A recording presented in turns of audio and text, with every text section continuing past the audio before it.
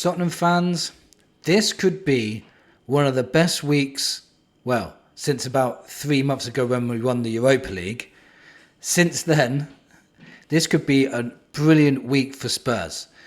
We could win the Super Cup. We could sign Eze and Savinho, all in the space of a week, and I think Tottenham fans would be ecstatic with that kind of week. Especially out of all the bad times we've had to go through as a fan base, all the heartbreak, all the trauma of supporting this club, and this week could be a very, very good one. In today's video, I'm going to talk about how I think Tottenham can win this Super Cup. 2 things Thomas Frank said in the press conference that I gained more belief that we can do so. Bissouma has not travelled with the squad because he's been a naughty boy again. And my thoughts on whether I think we're going to get Eze and Savinho this window, in this summer's transfer window, maybe this week. I'll get into all that in just a moment. But if you're new here, please hit that subscribe button. Really helps this channel grow. I'm on the road to 3,000. I'm just a few away now from 2,500. And it's all thanks to you guys. Much appreciated.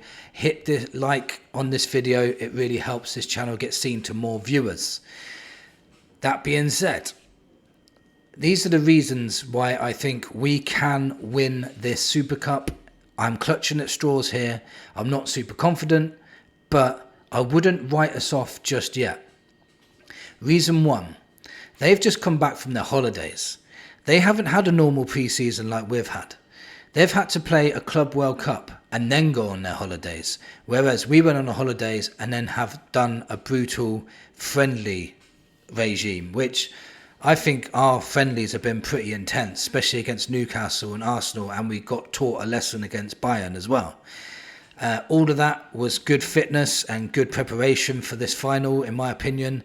And I just think that if they've just come back from holidays, I think they've had a few training sessions. I don't think they've even had any friendlies yet. I'm not 100% sure on that. Correct me if I'm wrong. But they won't be as match sharp or as match ready as we will be. We really need to take advantage of that. Second reason is I think Frank last season showed he had the knack of beating the top teams. There was, I think in Manchester City's treble winning season, Frank managed to beat them twice with a Brentford side. So his tactics, he's got tricks up his sleeve that can really throw off these top players.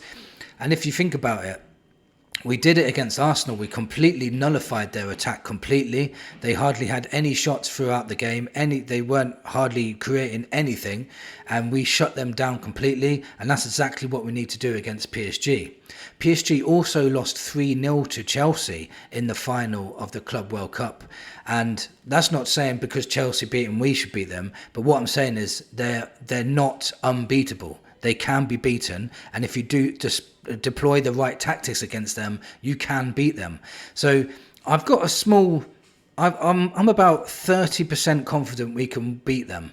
I know it's not high, but 30% is a lot more than, you know, what I felt after the Bayern game. I thought we had a 0%. So, but looking into it, I do think we have got a very, very good chance of winning that Super Cup.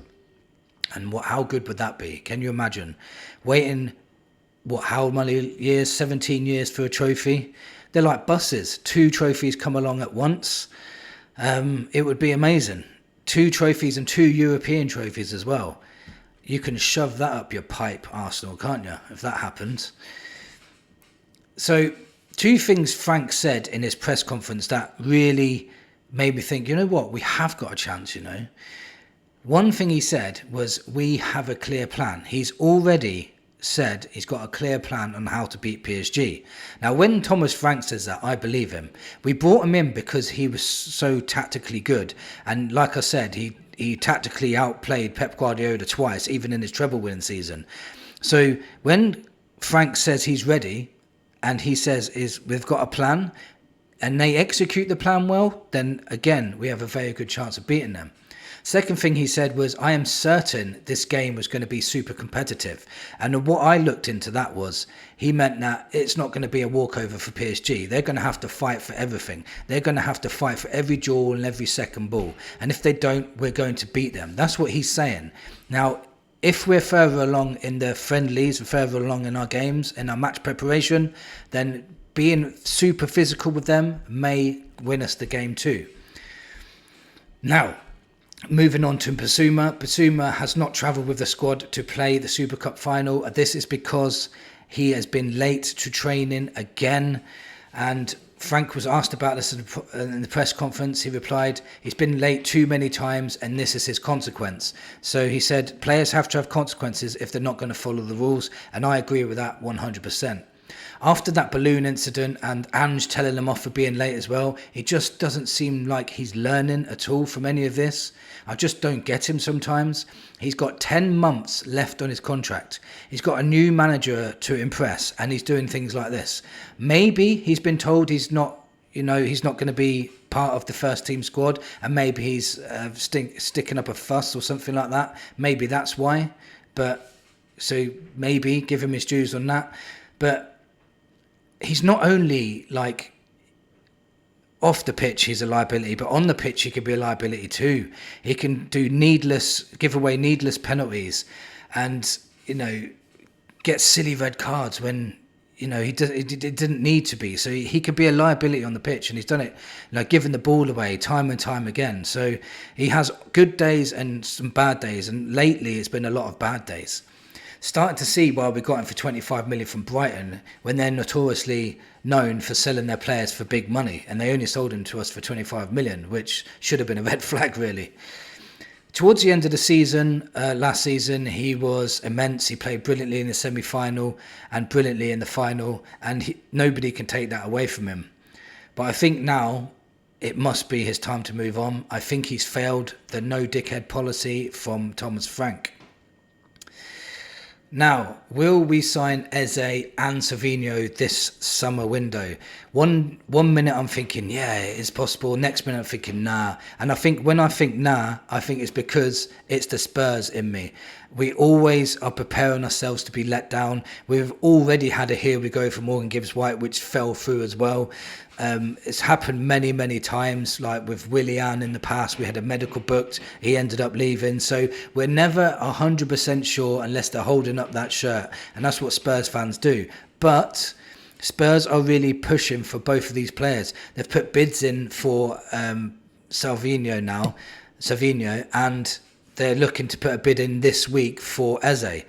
Now, whether those bids are going to be high enough or not, I think one bid's already been rejected for Savinho. Man City want more, but I think 60 to 65 million will get him over the line, and I think Spurs would pay that. Now, if they do pay that and he does become a Tottenham player, then we can look to sign Eze as well. And if we sign Eze with, 65, 70 million, I think that's what it's going to take to get him over the line too.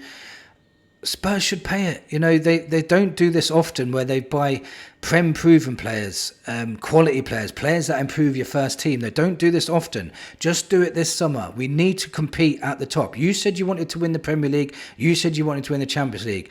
Getting in Savinho and Eze would make me believe that you was telling the truth. Honestly, adding Kudos and Paulinho to that too. 4 top quality players bringing into your first team. Now that would be insane. There's a lot of people saying as well that if you bring in them, if you've got them 3 players playing, they're all dribblers and they don't know how to pass. That's ridiculous. All 3 of them have got a good pass on them. They've got a good through ball on them. I've seen all of them play, and they're all great at assisting other players. So they would work really, really well together. It would be one up on Arsenal as well, because Arsenal were looking to get Eze as well, weren't they? Can you imagine that? The meltdown in the Arsenal. Because if we ended up getting Savinho, then Man City might get Rodrigo, which is another Arsenal target. Then we might get Eze, which is another Arsenal target. And the meltdown in their fan base would be absolutely funny to see. I'll be an AFTV fan for the next week or so. So at the end of this week, we could have Savinho, Eze, and a Super Cup under our belts. And then going into the start of the season, how much of a high will we be on? And also being Europa League champions, Super Cup champions, and signing 4 top players before the season started. Now that would be a perfect start to the season, and the optimism through the Spurs fans would be absolutely amazing. I would love to see it. All the Spurs fans really deserve it. I want all you guys to be happy. I want all you guys to be in my comments saying, yes, finally we're acting like a big club. That's what I want. Let me know in the comments what you thought. Do you think we're going to sign both? Do you think we'll sign just one? Or do you think we're not even going to sign any of them? Do you think we're going to win tomorrow? Let me know in the comments. Thank you for watching. And come on, you Spurs.